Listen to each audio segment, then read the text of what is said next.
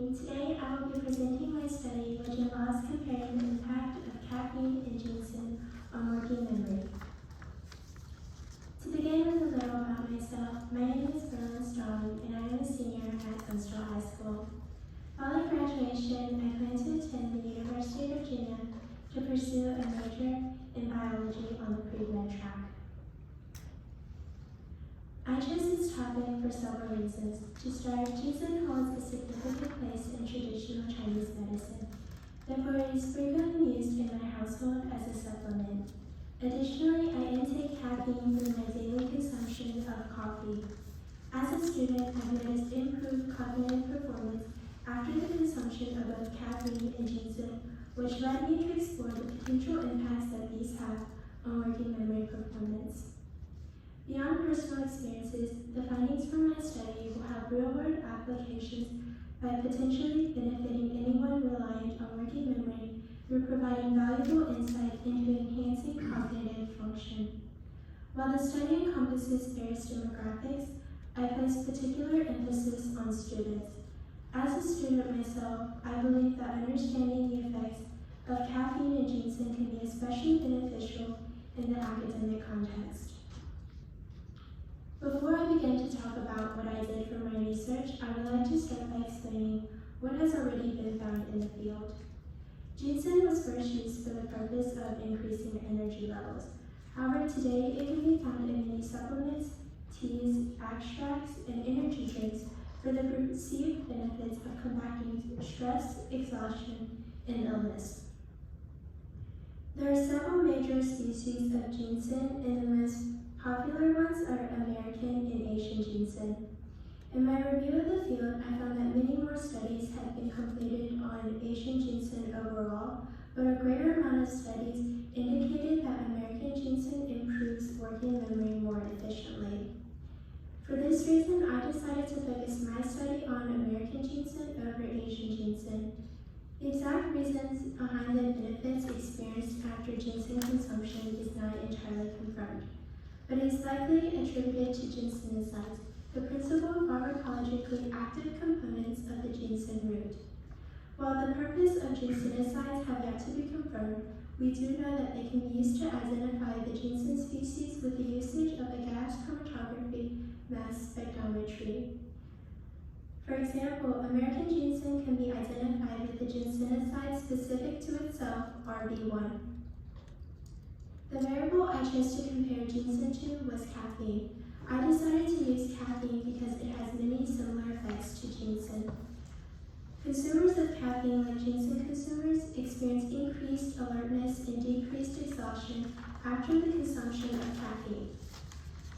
Additionally, in my review of the field, research has indicated that the consumption of caffeine has shown to increase working memory performance. However, unlike ginseng, caffeine consumers experience these effects because caffeine is a stimulant. This means that it accelerates bodily processes. Researchers attribute this quality to caffeine because caffeine is an adenosine antagonist. This means that it blocks adenosine from binding to its receptors.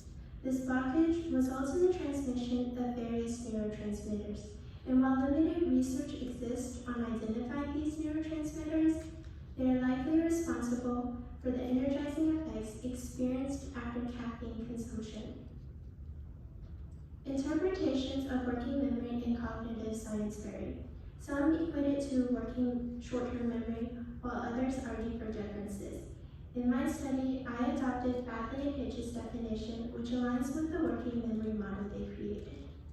It suggests strong similarities between working memory and short-term memory. The working memory model describes how our mind temporarily holds and stores information like a mental workspace. It consists of a central executive which controls our attention, the phonological loop for auditory information, the visual spatial sketchpad for visual information, and the episodic buffer which integrates everything. It's like our brain's multitasking system which allows us to juggle thoughts and tasks in our daily lives. In my study, I focused on the phonological loop over the visual spatial sketchpad, which will be tested using an auditory digit span test. The need for this study exists because only a few studies have explored the impact of caffeine and ginseng on working memory performance, and none of them have directly compared their effects. Therefore, this study aims to address the gap in the literature by comparing the effectiveness of both in enhancing working memory after a single use. Thus, the question that this study will attempt to answer is, how does the acute consumption of caffeine and ginseng compare in their effects on working memory performance? The null hypothesis to the question is, if comparing the effects of caffeine and ginseng on working memory, then there will be no significant difference between their improvements on working memory. The alternative hypothesis to the null is, if comparing the effects of caffeine and ginseng on working memory, then the participants that consume ginseng will see a greater improvement on working memory performance. This alternative hypothesis was obtained through the analysis of previous literature. The independent variables of my study are caffeine and ginseng, and the effectiveness of the substances will be assessed using an auditory digit span test, which serves as the dependent variable. For the baseline comparison, the participants' decaffeinated digit span test score will be utilized, and to minimize the influence of lurking variables, I will maintain consistency in the time interval between the administration of the test and the consumption of the beverage. Additionally, I used the same type of test and same brand of Colombian coffee throughout my study. To obtain the results from my study, I began by obtaining consent from teachers, parents, participants, and students. The second step involved gathering materials. Key items I gathered were coffee pots, coffee maker, water, cups, straws, ginseng powder, and a scale. The study comprised of 2 days. The first day served as the control, while the second day served as the experimental group. On the first day, my task involved preparing decaffeinated coffee for the participants. Following the administration of the coffee, I waited 30 minutes before giving an auditory digit span test to my participants. On the second day, designated as the experimental day, participants were randomly assigned to either coffee with caffeine or coffee with ginseng. They were not told which specific ingredient was in their drink. Caffeine was already pre-infused into the coffee pots, and 1,000 milligrams of ginseng powder was measured before being blended into decaffeinated coffee. After consuming the coffee, the participants underwent 2 digit span tests on the second day. The first at the 30-minute mark and the second at the 3-hour mark. This was done to conceal what the participants actually had in their drink. These steps were repeated until all participant testing was complete, and upon completion of each participant testing, I gave them a written debrief. Following the completion of all participants, I compiled the raw data into Google Sheets in order to conduct statistical analysis through Data Classroom. The pictures on the screen depict participants drinking their beverage and me getting an auditory digit span test to one of my participants. These are the results that I obtained from my statistical analysis. Each data point represents a participant, and each data point was obtained by subtracting a participant's experimental group score by their control group score. The red box on the screen highlights that the mean of change was greater for the ginseng group than the caffeine group. This indicates that the participants of the ginseng group performed better than the caffeine group in comparison to their control. Additionally, the positive data points indicate that participants performed better in their second assessment, which suggests that participants performed better following the consumption of caffeine and ginseng in comparison to the control, which contained neither of these substances. Based on the data of my study, there is not sufficient evidence at the 0.05 significance level to conclude any difference between how caffeine and ginseng affect working memory. At a p-value of 0.25, my study failed to reject the null hypothesis. Even though a significant difference between caffeine and ginseng was not supported, both substances appeared to improve working memory in comparison to the control. which was the absence of caffeine in ginseng. While this was not the focus of my study, it was a pattern supported by previous studies.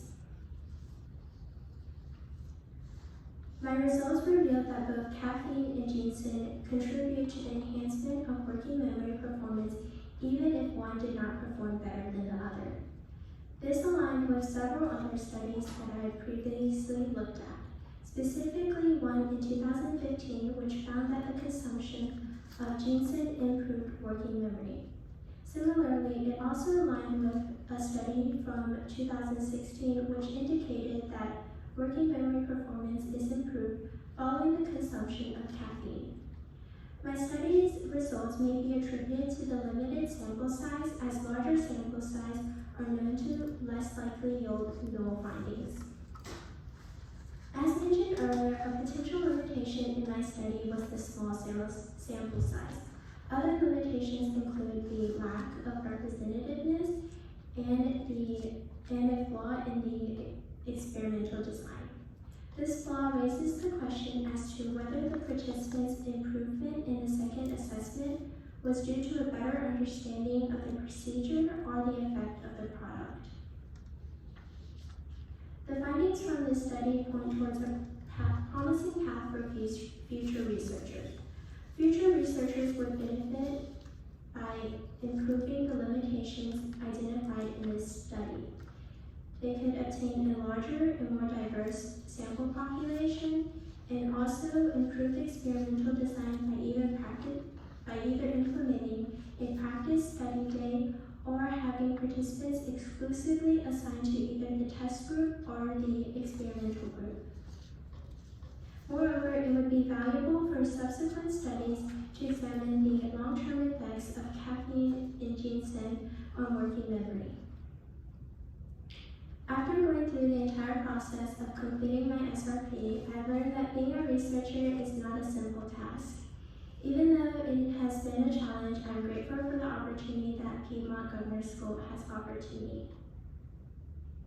In completion of my SRP, I would also like to thank Ms. Long for her assistance through the writing process, my participants who took part of my study, and Ms. Dillon who helped me through the experimental design.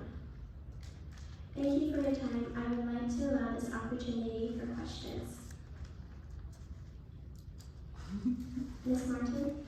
Yes, I have two questions. Okay, the first question, did you include ginseng in the decaffeinated coffee control group? Ms. Martin asked if the control group included ginseng. No, the control group did not include ginseng. Okay, so then I have three questions, sorry. All right, so off of that, do you think you would have had a different comparison if you had the decaffeinated coffee with the ginseng and then the caffeinated beverage with the ginseng? Would you mind rewording your question? Yes, so if your independent variable is the ginseng and the caffeine, and the control group is decaffeinated beverage, Mm-hmm. do you think you may have gotten a better comparison of caffeine and ginseng working together if you had included the ginseng in the control group with the decaf? The purpose of my study was to compare caffeine and ginseng, and the control group was set as like the participants' baseline. Okay. All right, so last question, sorry. Did your participants know that they were drinking the decaffeinated beverage the one day and then know that they were drinking the two things together the second day? Ms. Martin asked if participants knew what they were consuming on the control group day and on the test day.